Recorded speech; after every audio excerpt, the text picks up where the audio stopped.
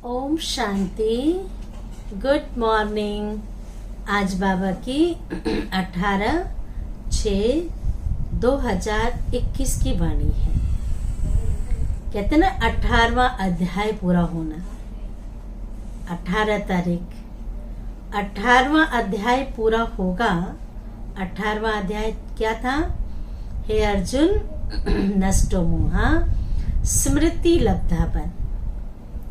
जब तक नष्टो मोहा नहीं होंगे, स्मृति स्वरूप नहीं होंगे कि मैं आत्मा हूँ।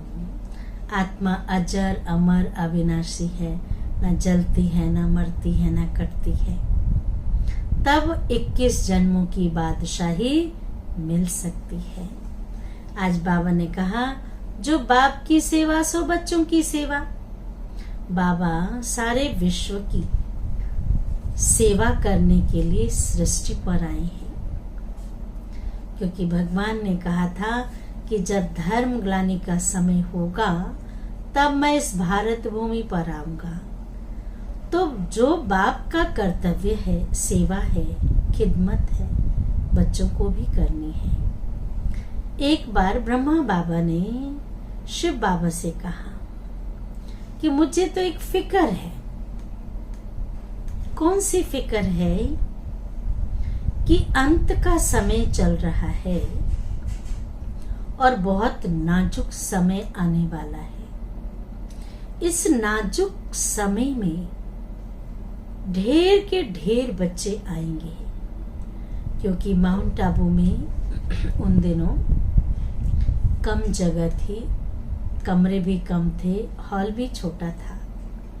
साकार ब्रह्मा बाबा थे, तो बाबा को फिक्र तो होती है ना, हर माँ बाप को फिक्र होती है। तो फिक्र थी कि इतने बच्चे आएंगे ज्ञान लेने के लिए, तो वो कहाँ रहेंगे, कैसे रहेंगे, कैसे सोएंगे, कैसे बैठेंगे, तो फिक्र थी। तो शिव बाबा ने कहा कि तुम चिंता नहीं करो, तुम वेट करो, वेट एंड वॉच। तुम देखो, वेट करो और देखते रहो कैसे शिव बाबा अपना कार्य सहज रीति से करते जाते हैं। भगवान का कार्य है ना, हम इंसान तो चिंता कर लेते हैं, लेकिन भगवान भी तो देख रहे हैं, उनके भी तो हम बच्चे हैं ना, उनके ही बच्चे हैं। तो माता पिता को तो ज्यादा फिक्र होती है, बच्चों से ज्यादा तो उनको फिक्र होती है। तो इसलिए बाबा ने कहा, शिव बाबा ने ब्रह्मा बाबा को भी कहा कि तुम फिक्र मत करो, तुम तो सिर्फ बाप को याद करो, मन मनाओ। बच्चे आएंगे, अपने आप ये कार्य बढ़ता जाएगा, यज्ञ बढ़ता जाएगा, कारोबार बढ़ता जाएगा और अन्य आत्माओं की सेवा स्वतः होती रहेगी। तुम सिर्फ जो बाप की महिमा है उसका वर्णन नहीं करो। जो बाप की महिमा है वो ज्ञान का सागर है, सुख का सागर है, आनंद का सागर है, प्रेम का सागर है। तो तुम उन शिक्षाओं को अपने जीवन में समा लो। सिर्फ सुनो नहीं, सिर्फ समझो नहीं कि मैं प्रेम स्वरूप आत्मा हूँ, मैं ज्ञान स्वरूप आत्मा हूँ, मैं शक्ति स्वरूप आत्मा हूँ, लेकिन शक्ति हो ही ना, प्रेम हो ही ना जीवन में। मैं पवित्र स्वरूप आत्मा हूँ, मेरी पवित्रता ही ना हो। तो बाबा ने कहा, शिक्षा माना, समझ माना, उसको प्रैक्टिकल करना। इसलिए पढ़ाई में एक प्रैक्टिकल आता है ना, सब्जेक्ट भी है। तो बाबा ने भी कहा कि अब उन गुणों को अपने जीवन में धारण करो। मैं प्रेम स्वरूप हूँ, मैं ज्ञान स्वरूप हूँ, मैं शक्ति स्वरूप हूँ, मैं आनंद स्वरूप हूँ, मैं सुख स्वरूप हूँ। उसका स्वरूप अनुभव करेंगे तो कोई परेशानी नहीं आएगी, कोई दिक्कत नहीं आएगी। अभी हम सुनते हैं बाबा की वाणी। मीठे बच्चे, बाप आए हैं तुम बच्चों की खिदमत करने, सेवा करनी। तुम भी बाप समान बन सबकी खिदमत अर्थात सेवा करो। प्रश्न है, ब्रह्मा बाप का कौन सा एक विचार चलता है जिस पर शिव बाबा कहते हैं, ध्यान से सुनेंगे, ब्रह्मा बाप का कौन सा एक विचार चलता है जिस पर शिव बाबा कहते हैं वेट एंड सी, फिक्र मत करो। इसका उत्तर है, बाबा का विचार चलता है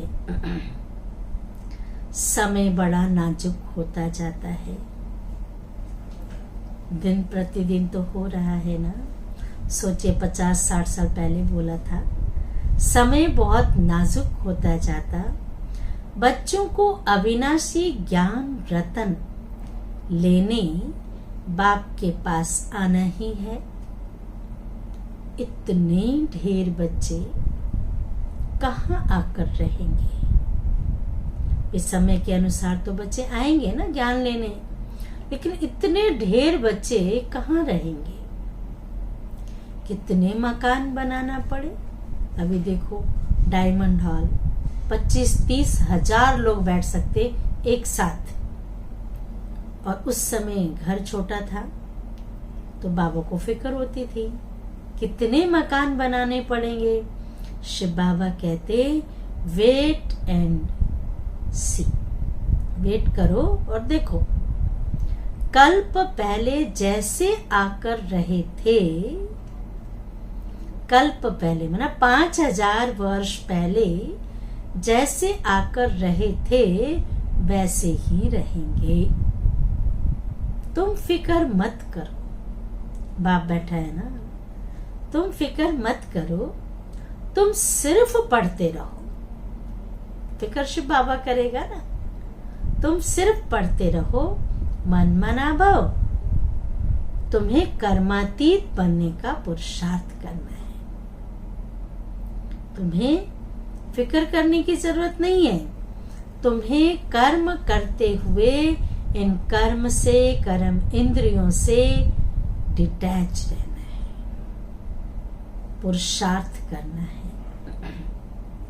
गीत है, तुम्हें पाके हमने जहां पा लिया, जमी तो जमी आसमां पा लिया। भगवान मिला, सारा संसार मिल गया। धारणा के लिए मुख्य सार है, ड्रामा के हर राज को जानते हुए, ड्रामा के हर राज को जानते हुए किसी भी बात की फिक्र नहीं करनी है। जो होगा अच्छा होगा। पढ़ाई पढ़ते रहना है, पढ़ाई नहीं छोड़नी है।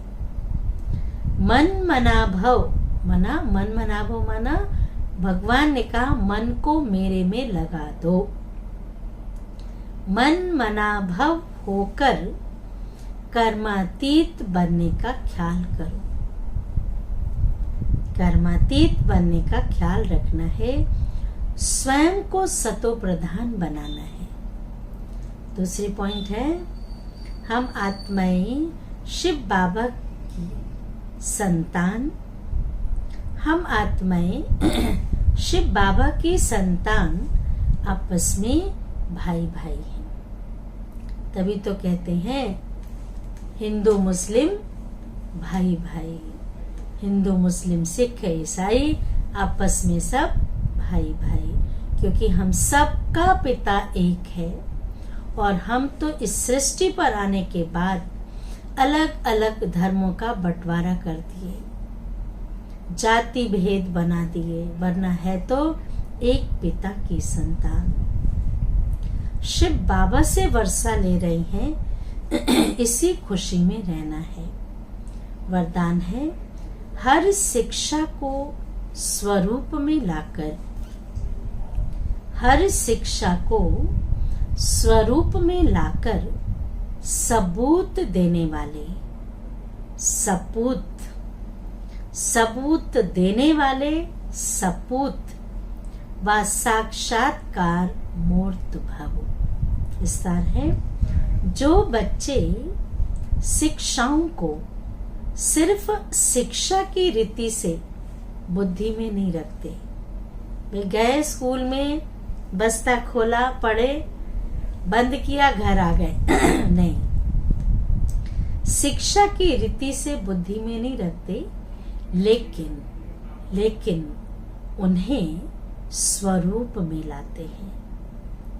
वह ज्ञान स्वरूप, प्रेम स्वरूप, आनंद स्वरूप स्थिति में स्थित रहते हैं। सिर्फ सुनते नहीं, कानों का रस नहीं है, लेकिन आत्मा आनंद लेती है उसका। जो हर पॉइंट को स्वरूप में लाएंगे, वही पॉइंट रूप में स्थित हो सकेंगे। जो हर पॉइंट को स्वरूप में लाएंगे, उस पॉइंट में आत्मा भी बिंदी, शिव बाबा भी बिंदी, उस पॉइंट स्वरूप में स्थित हो सकेंगे। पॉइंट का मनन अथवा वर्णन करना सहज है। पॉइंट को मनन करना अथवा वर्णन करना सहज है, लेकिन स्वरूप बन उस पॉइंट का मैं आत्मा बिंदी हूँ, प्रेम स्वरूप, ज्ञान स्वरूप हूँ, स्वरूप बन अन्य आत्माओं को भी स्वरूप का अनुभव कराना, यही है सबूत देना, अर्थात सपूत व साक्षात्कार मूर्त बनना। स्लोगन है, एकाग्रता की शक्ति को बढ़ाओ, एकाग्रता की शक्ति को बढ़ाओ तो मन बुद्धि का भटकना बंद हो जाएगा। जो मन बुद्धि भटकती है ना, एकाग्रता की कमी है। तभी तो लोग कहते हम मेडिटेशन में बैठते हैं, पूजा में बैठते हैं, भक्ति करने बैठते हैं, हमारी बुद्धि कहाँ की कहाँ चली जाती है। जो भगवान से प्राप्ति होनी चाहिए, जो लिंक जुड़ना चाहिए ईश्वर के साथ, वो नहीं जुड़ पाता है। कारण एकाग्रता की शक्ति नहीं है।